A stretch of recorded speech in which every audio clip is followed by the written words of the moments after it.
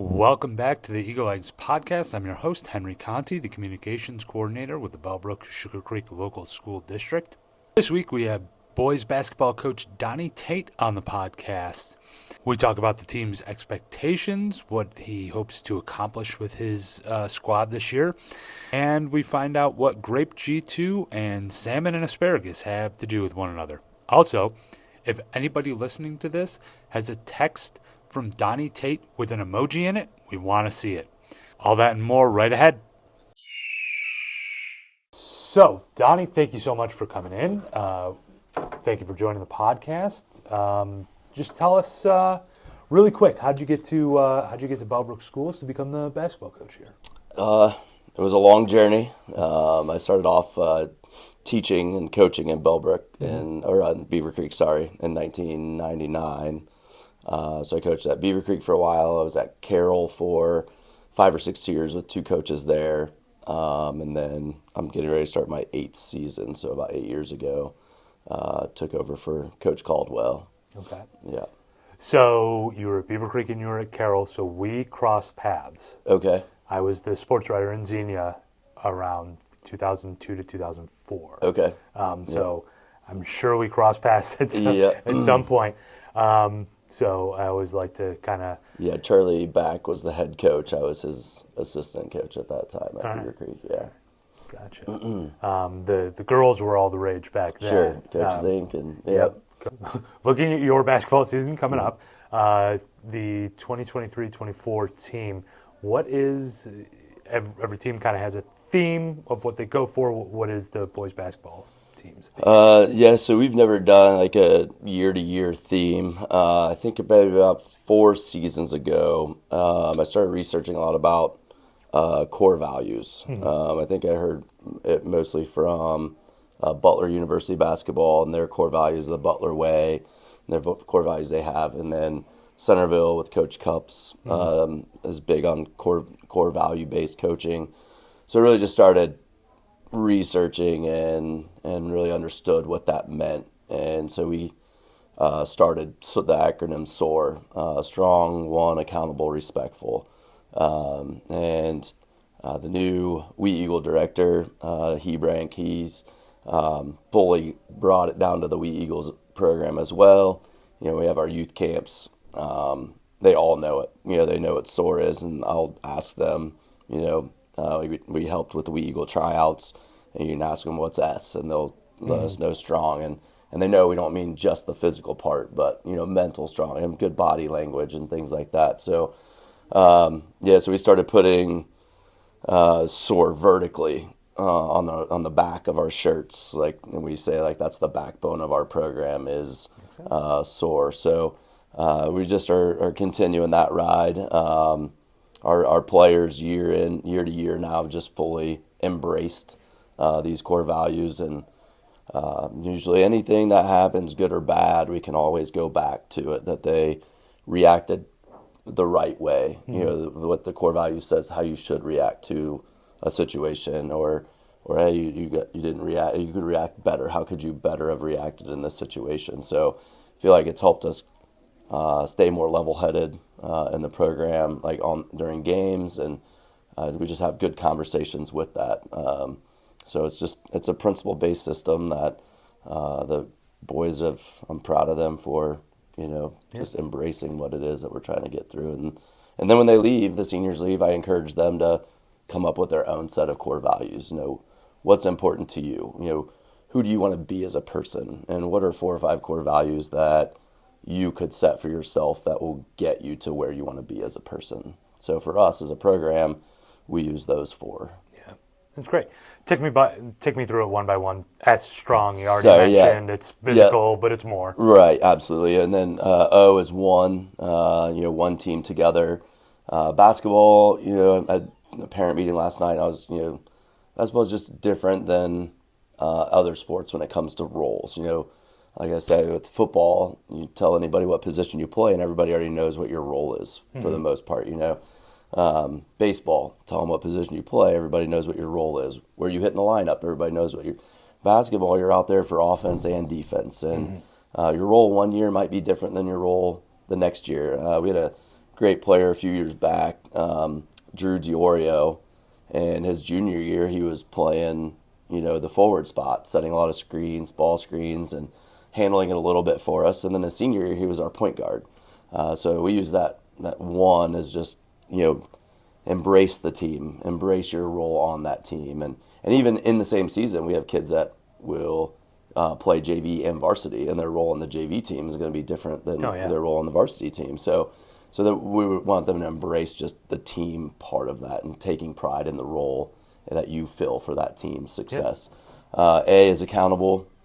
We want them holding each other accountable. All the best programs, all the best corporations, when those people are holding themselves accountable, then, not the CEO or not the coach, and just the people that are, for us, the guys on the court, the guys that are on the team, when they're holding each other accountable and we don't have to correct things, then you got something good going on. And that's what we're starting to see that for sure right now, where players are stepping up and, hey, that's just not how we do things, right.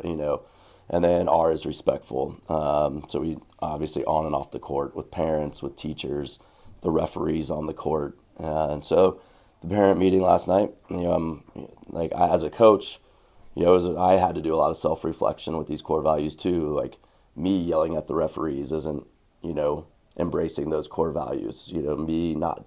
So what are my behaviors on the sideline during games or in practices that I have to self-reflect and change because it doesn't follow those core values, and I want to, display those for the players, lead by example. So, I put it on the parents too.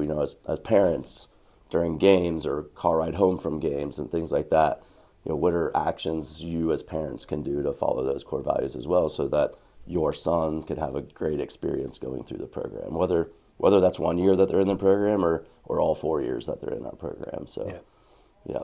Absolutely. So you got some returners back this year, some guys who know those core values. Talk about who's coming back and what they're what their roles are. Yeah, we lost a couple of seniors from last year, 2 starters, Luke Driscoll and Carson Lubinsky. And I thought we were young last year, and we're really young this year. We just have 1 senior in the program. So we'll probably start 1 senior, 2 juniors, and a sophomore. So 3 returners. Kellen Solomon, our only senior, started last year as a junior as well. Austin Webb started some games as a freshman for us. Started every game last year as a sophomore. And CJ Scoey started every game last year as a sophomore. So we had those 3 guys, and they all can shoot the basketball. I think we were one of the top teams in the state last year. We shot just over 40% from 3. CJ and Austin were both right at 47%. And then Aiden Caswell, as a freshman, played some good minutes for us in the second half of the season, so he'll start. And then we had 4 freshmen on varsity last year, trying to just knowing that we would need them this year. So we tried to, they all played JV. Even Aiden played some JV before he was full-time varsity.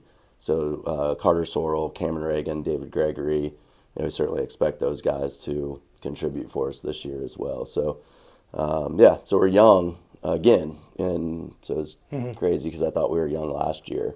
But I think I really love this group of kids, and they're all very hard workers. They all have goals of playing some sport at the next level. And when I say goals, I don't mean that, hey, if it happens, they have a tremendous work ethic in their craft and really know what it's going to take to play golf, soccer, or basketball at the next level. So when you get a group of kids like that embrace hard work, and I think we got a lot of good stuff going on there. Yeah, absolutely. And they have a passion for basketball. So yeah, a couple of those names I recognize as coming back, and I recognize from the golf team, and like you said, so it's definitely got some athletes who vary in what they do, not just basketball players, for sure, which is something we can get into that some other time, right? That differentiation, that importance of not just specializing in one sport. Absolutely, it's great, but so much more valuable. And we got several kids that basketball is number 1 for them, but for kids that basketball isn't their number 1, they don't treat basketball as a hobby. It's still a passion for them. They still get in the gym all the time getting shots up and working on their basketball game too. And you don't always get that. They put all their energy into their sport that they want to play at the next level, and then whatever time's left over will be for basketball or for whatever sport. But this group of guys, they just have a passion for basketball and seem to get along well with each other. So it's fun. That's great. So you talk about who they are, and they get along together, and you got a lot of experience. So what are the expectations on this team right now? What do you expect out of them?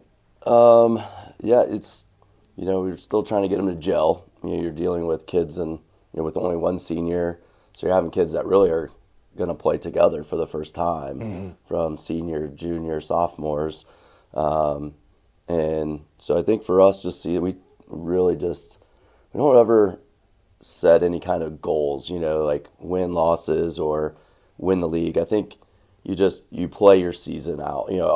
For us, we just want to be the best we can be when tournament comes. We've had, the last 2 years we've won tournament games. Last year we won a tournament game. The year before that we won 2 tournament games. So, for us that's huge to win tournament games. So we don't want, certainly we have expectations of winning a league, but we don't want that to be the focus, to where they feel it's a disappointing season if we don't. Because, years I was at Carroll, we never won a league title, but we were playing in district championships, and the team that won the league title wasn't. So how can you? Which one's the better season? Which one's the most successful? The team that won the league or the team that's playing at UD Arena in a district championship? So that was an amazing experience for those Carroll players to play at Nutter Center or play at UD Arena in a sectional championship. So or in a district championship, and we just want to grow as a team every single day. And sometimes you win games and can feel empty because you felt like you should have been a lot better. And sometimes you lose a game and you thought, man, they just outplayed. Like, we played really well tonight, but they were just better tonight. So we just want them to get better as individuals and better as a team as it goes on, and then be playing our best basketball come tournament time. Is there anything better than a good crowd at the Nutter Center or UD Arena? No, it's amazing. It's so much fun. One of my favorite things was being in those places for those big games. Absolutely. Speaking of big games, what are the ones that are circled on the calendar right now? What are the ones that we're looking forward to that, clearly every league game is important. For sure, yep. But what are the ones that we know that we're going to have to show up, or you're getting your tail handed right back to you? The league, obviously, it's changed with Edgewood and Ross in now, so I don't know a whole lot about those teams. We'll get to see them early. Edgewood's actually our second game, but we'll get to see them play before we play them. But just I feel like we put a really good schedule together for these guys. So we're playing Lima Senior at Lima Senior on a Sunday, December, and they're flying to the hoop this year. So I think they have a really talented freshman guard. So that's going to be a great test for us. We're actually playing a team out of Buffalo, New York this year, West Seneca West High. I'm from that area. Are you really? I'm from Rochester, just awesome. Very close. So you know that high school there? There's a central, I've heard west, of it, and an east? But I've heard of it. It's kind of like a Westerville. It's so big that you've got these. Charlie Zabo at CJ texted me sometime several months back, maybe in August, or I think it was July or August, and asked if anybody needed a game, and we did. And I was like, I don't know who else, but we do need a game. And so a buddy of his is the head coach at that school, and they're coming in town and playing CJ on Friday the 22nd, and they wanted to play one more game while they were down here. Not waste the trip. Right. So it worked out that we play Friday against Monroe, and so we were open on that Saturday. So we're going to play them at noon, so that they can, as soon as they're done, they'll head back up to Buffalo. So I don't know much about them yet, but that'll be a fun just to play a team from out of state. So Lima Senior, West Seneca West. We're at Tip City. We used to play Tip City, so we're playing Tip City again. At CJ, they should be good. They lost the Washington brothers that were there, moved back to Kentucky. but they're still going to be good. And we added Spire Academy. Okay. They're coming down, playing them on February 2nd. And then we're also at Beaver Creek. So we got a pretty good variety of teams that we got set on the schedule for them. So I'm looking forward to seeing how we can do. Mm-hmm. Those games to circle that Coach Tate mentioned: at Lyman Senior on December 12th, West Seneca comes to Bellbrook on December 23rd, at Tippecanoe on January 27th, at CJ on January 30th, Spire Academy comes to town February 2nd, and at Beaver Creek right up the road on February 6th. All right, into the flyby. What is your favorite food? Salmon with asparagus. Okay, very specific. Everybody kind of gives me I like Italian, or Yeah. I like that. So that's the is that the game day meal, or is that Not necessarily. Yeah, it's just cooking that on the grill, or Okay. I travel a lot, I camp a lot, so that's Okay. something I enjoy cooking, like salmon and asparagus while camping. So, Very nice. What's your favorite drink? Does it go along with it? Gatorade G2 is my favorite. Yeah, the grape G2s. Gotcha. So it probably doesn't pair well. Doesn't pair well with the salmon and the asparagus. No. What's the go-to movie or TV show? Probably Hoosiers, I would say. I don't watch a whole lot of TV, so Hoosiers movie, but probably my favorite sitcom ever was The Office. Okay. Yeah. A good one. What about favorite emoji? What's the go-to emoji when you're texting? You know what? I don't think I've ever put an emoji in a text. Really? I may be like the last human on earth, but yeah, I honestly, I don't think I have ever put an emoji. Not even a basketball? No, not even a basketball. I just type basketball. I just write it all out. Yeah. If any of my friends out there have a text, they can screenshot it, but I honestly don't think I've ever put an emoji in a text. Yeah. All right. What's the favorite quote, go-to quote? Maybe you use it with your team. Maybe it's just for you. It's not sport related at all. I'm not a huge quote guy. Lessons, but not quotes. But one time I was traveling and I saw a poster like in a restaurant, and it said, "Everyone you meet is going through something you know nothing about. Be kind always." And I've never forgotten it. It really hit me hard when I read that and thought that's, as a teacher as well, it makes you always think back, like, what's going on. Like, yeah, and it's true. Everyone we meet is going through something. No matter how close we are to them as friends, there's probably something they're going through that we don't know about. So I try to remember that. All right. And last question, if you could go back to the start of your career, whether it's teaching, whether it's coaching, whatever it might be, and tell yourself one thing, what would it be, and would you listen?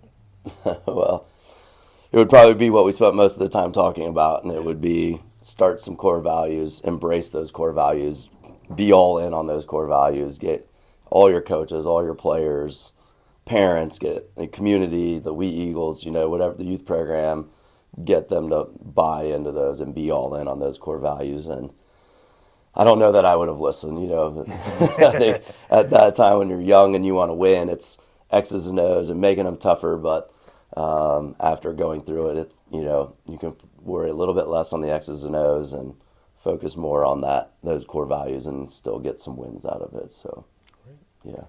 Donnie, thank you so much for being with us. Yeah, appreciate you having me. Thank you.